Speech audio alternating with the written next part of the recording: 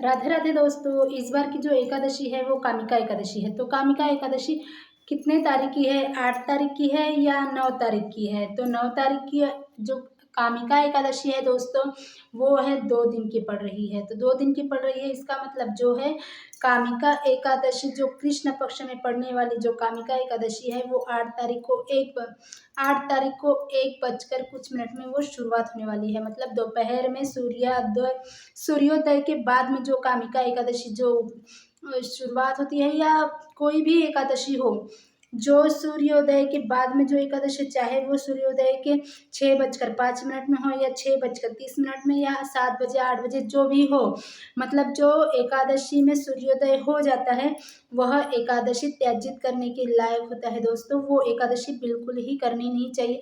अगर आपने भूल कर भी वो गलती कर दी, मतलब जो आपने 10वीं में पढ़ने वाली, क्योंकि उसे हम 10वीं बोलते हैं, ठीक है। तो जो 10वीं में पढ़ने वाली जो एकादशी है, जो सूर्योदय के बाद में एकादशी जो पड़ रही है, उसे अगर आपने उस व्रत को किया है तो आपके सारे वर्ष भर की जो एकादशी आपने की है, उसके एकादशी के व्रत को पूरा उसके फल को वो छीन कर लेता है, समाप्त कर देता है। इतनी बड़ी ये भूल मत कीजिएगा, ठीक है। तो उसके लिए बहुत से इंटरनेट पर, यूट्यूब पर बहुत सारे वीडियो आते हैं, तो आप देख लीजिएगा दोस्तों। तो ये गलती आपको नहीं करनी है।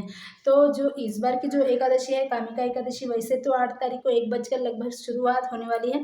तो इसका जो है समापन है वो 9 तारीख को। इसका मतलब ये हुआ कि एकादशी जो है कामिका एकादशी वो 9 तारीख की है, ठीक है।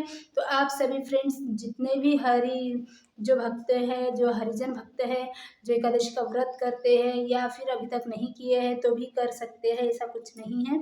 इस व्रत को 8 साल से 80 साल के व्यक्ति भी कर सकता है, इसमें कोई संशय वाली बात नहीं है दोस्तों। और ये एकादशी का व्रत धरती पे एक ऐसा व्रत है दोस्तों जो हमें बहुत ज़्यादा पुण्य फल देने वाली है, हमारे सारे पापों को छीन करने वाली है, और हमें मतलब मृत्यु से भी हमें एकदम ऊंचा, मतलब ऊंचा स्थान, या हमारे जो जितने भी पाप है, कर्म है, वो सारे को वो छीन करने वाली ये एकादशी की महान गाथा, ये महान व्रत है दोस्तों। तो ये सभी को ही करना चाहिए। इसके कुछ नियम है, तो थोड़ा सा मैं बता देती हूँ कि इसके नियम कुछ क्या है।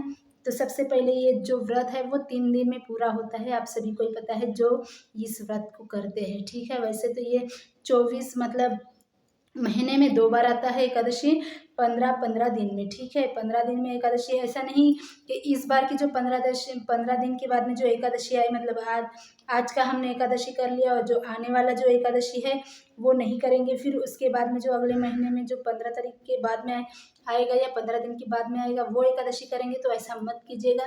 अगर आप एकादशी करते हैं तो बिल्कुल यहाँ से शुरुआत होकर, मतलब पहले से शुरुआत होकर पूरे 1 साल तक आप कीजिएगा, ठीक है। मतलब 15-15 दिन में ये एकादशी का व्रत करना ज़रूरी है। कम से कम आप 1 साल नियम से भी किए तो भगवान आपको, मतलब मैं बता नहीं सकती हूँ सपने में, कि मैं शब्दों में बयान नहीं कर सकती हूँ कि इसका पुण्य कितना है दोस्तों, बहुत ही ज़्यादा है, ठीक है।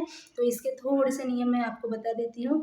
तो इसका जो नियम है, जो भी व्रत करता है सबसे पहले दूसरे दिन, मतलब कल से ये नियम, कल व्रत है एकादशी, कामिका एकादशी, तो आज ही आपका जो व्रत है वो शुरुआत हो जाएगा। आज सुबह ही आपको क्या करना पड़ेगा, बिल्कुल पहाड़े में ही आपको शौच से आके दांत दंतुन वंतुन करके, उसमें कोलगेट या मंजन नहीं चलता है दोस्तों, राखड़ या मिट्टी से दांत घस लीजिएगा, फिर जल्दी से स्नान कर लीजिएगा सूर्योदय के पहले, ठीक है। सूर्योदय के पहले ही आपको स्नान, जो भी आप व्रत करते हैं, ऐसा नहीं कि एकादशी में ही करते हैं, ऐसा नहीं दोस्तों कि जो एकादशी का व्रत करते हैं तो उन्हीं लोगों को, ये जो भी व्रत करते हैं, चाहे वह सोमवार हो, मंगलवार हो, बुधवार हो, बुधवार का व्रत हो, शुक्रवार का व्रत हो, शनिवार का व्रत हो, या हमारे रवि का भी व्रत हो, मतलब संडे का व्रत हो, ठीक है, सूर्य भगवान का व्रत हो।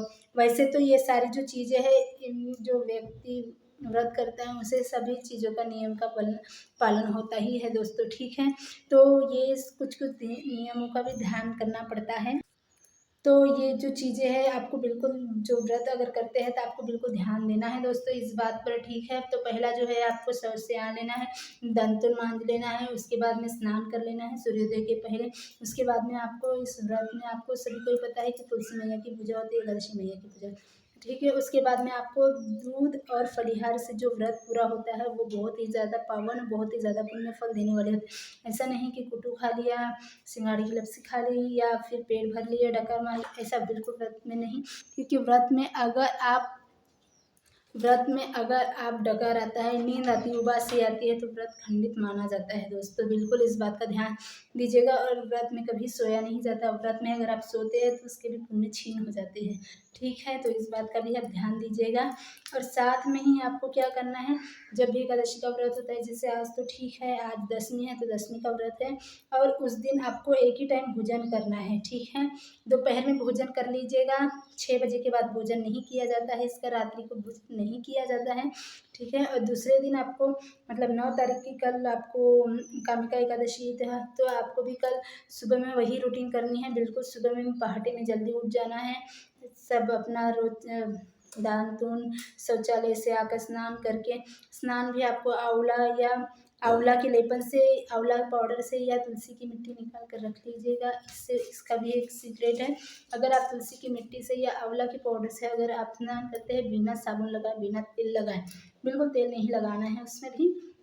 ठीक है, तो उसका भी जितने भी आपने पाप किए होंगे दोस्तों, वो पाप भी उसी में ही जलकर भस्म हो जाते हैं। तो इस बात का भी आप बिल्कुल ध्यान दीजिएगा। और साथ में ही आपको दिन भर बिल्कुल सोना नहीं है, भगवान की पूजा अर्चना करनी है, नींद नहीं लेना है, उबासी नहीं लेनी है बिल्कुल भी। और उस दिन आपको पूरा 12 बजे तक जगना पड़ता है। 12 बजे तक जगते हैं तो उससे भी काफ़ी ज़्यादा पुण्य फल मिलता है। और दूसरे दिन मतलब ये हो गया 2 दिन का, और तीसरा दिन है वो है 10 तारीख। ठीक है, कामिका एकादशी का 10 तारीख, तो उसका भी सुबह में पारण करके ही व्रत छोड़ना पड़ता है दोस्तों। पारण भी आपको क्या करना है, गंगा जल लेना है। गंगा जल में अपनी तुलसी पत्र ले लेने हैं, डकरा रहे, तुलसी पत्र ले लेनी है दोस्तों। तुलसी पत्र ही एक बार लेना है, गंगा जल, फिर तुलसी पत्र डालना है, ओम केशवाय नमः करके ले लेना है। दूसरा गंगा जल लेना है, दूसरा तुलसी पत्र डालना है, फिर उसे भी ले लेना है, ओम माधवाय नमः। तीसरा भी लेना है, तीसरा पत्र, और ओम नारायणाय नमः करके इस तरीके से आपको पारायण करके ही आपका व्रत छोड़ना है। इससे क्या होता है कि आपकी जो भी व्रत करते समय जो भी पाप हुए हो, नींद आई हो, जो भी आई हो, तो भगवान उसे क्षमा प्रार्थी करते हैं। उसका ये प्रायश्चित है।